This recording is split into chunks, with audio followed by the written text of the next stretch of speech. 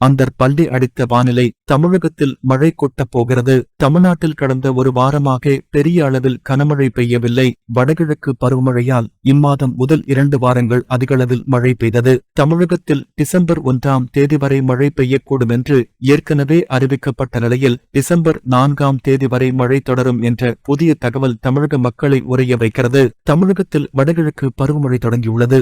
ஆனால் வழக்கமான மழை பெய்யவில்லை. போதிய மழை இல்லாத நிலையில் அவ்வப்போது பனிப்பொழிவும் காணப்படுகிறது. பனி பொழிந்தவுடன் மழை நின்று போவது வழக்கம். ஆனால் தற்போது காலநிலை மாறியுள்ளதால் பனிப்பொழிவுடன் அடிக்கடி மழை பெய்து வருகிறது. தமிழகத்தின் பெரும்பாலான பகுதிகளில் சமீபத்தில் வடகிழக்கு பருவமழை தீவிரமடைந்தது. தென்கிழக்கு அரபிக்கடல் மற்றும் அதன் சுற்றுவட்டார பகுதிகளில் வளிமண்டல மேலடுக்கு சுழற்சி காரணமாக தமிழகம் மற்றும் புதுவையில் வரும் 30ஆம் தேதி வரை இடி மின்னலுடன் லேசானது முதல் மிதமானது வரை மழை பெய்யக்கூடும் என வானிலை ஆய்வு மையம் எச்சரித்திருந்த நிலையில் தமிழகத்தின் சில பகுதிகளில் மழை பெய்தது.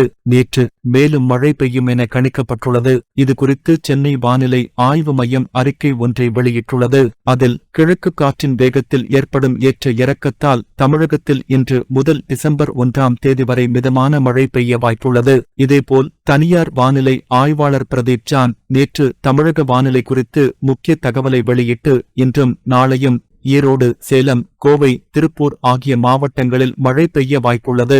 நீலகிரி, நாமக்கல், கரூர் ஆகிய மேற்கு மாவட்டங்களில் டிசம்பர் 1ஆம் தேதி முதல் டிசம்பர் 4ஆம் தேதி வரை, சென்னை முதல் நாகை வரையிலான கடலோர மாவட்டங்களில் கிழக்கு திசைக்காற்று வீசும். இன்று மிதமான மழை பெய்யக்கூடும் என்று அவர் கணித்துள்ளார். இதேபோல் நெல்லை, ராமநாதபுரம், தூத்துக்குடி, தேனி, திண்டுக்கல், கன்னியாகுமரி, தென்காசி, மதுரை, விருதுநகர் ஆகிய தென்கிழக்கு மாவட்டங்களில் இன்று மழை பெய்ய வாய்ப்பு உள்ளது. இது தவிர இந்தோசீனா கடல் பகுதியில் காற்றழுத்த தாழ்வு மண்டலம் டிசம்பர் 2வது வாரத்தில் எதிர்பார்க்கப்படுகிறது.